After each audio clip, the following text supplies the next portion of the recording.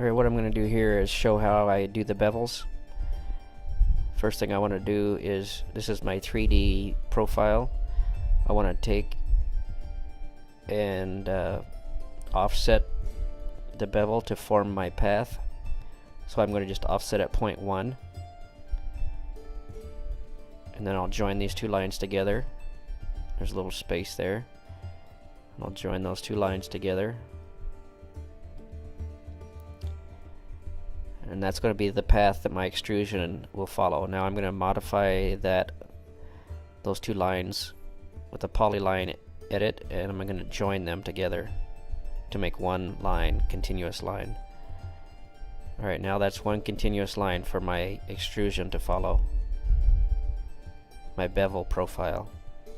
Now I'm going to create a polyline for the entire knife that will allow me to extrude it, which means I'll give it depth on the z-axis so that it has thickness and becomes 3D. Okay, now the knife is, the profile is a polyline. I'm going to extrude it in the up direction by 0.187. I'll just enter that with the keyboard. I'm going to go up 0.187, enter. Now my knife is 187 thick with the path there offset by 0.1, and it's on the bottom surface of the knife, or on the flat. So I'm going to change to the left coordinate system and draw on the west face.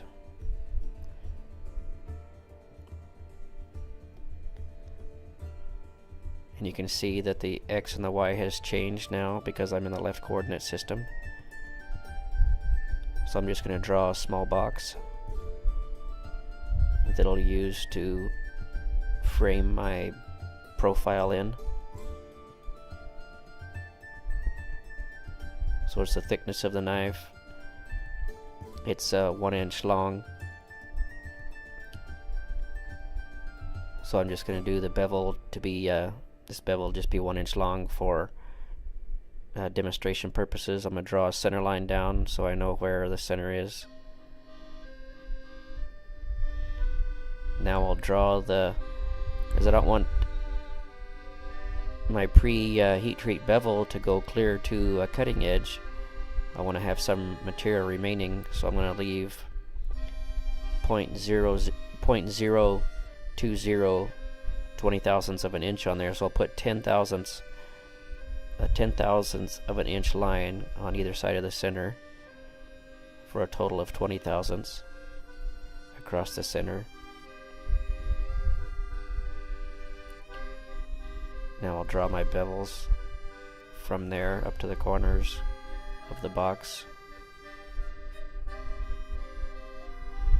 This can also be done using circles to draw for like hollow grinding. You could use like a 10-inch circle to get, if you use a 10-inch wheel, or an 8-inch circle for an 8-inch wheel, depending on whatever size wheel you have. That's the size circle you would use, and then position it accordingly so that you get the right profile shape in your box there for your hollow grind. Now I'm going to delete the lines that I don't want to get to the bevel, or to get to the profile that I want to use. Okay, now I'm going to go ahead and extend these by 0.1, which will match the offset of my path, so that the corner of this box will ride along that path while the profile of the bevel stays exactly on the edge of the knife where I want it. And this could be any value. I just picked 0.1 just because it was a convenient and easy value to remember. Now I'm going to create a polyline out of this profile so that it can be extruded. I'm going to join all the lines together. That's done. Now it's ready to extrude. Okay, so now I'll go back to the world coordinate system. Hit the home button just to get me quickly oriented. You can see down there by the XYZ world coordinate symbol, the little profile is sitting there. It's on its edge right now because that's where we drew it. You can see the path. Now I'm going to do a 3D move function. Select that 3D move button. Select the object you want to move. Press enter. Now I'm going to select a base point. I selected that lower corner.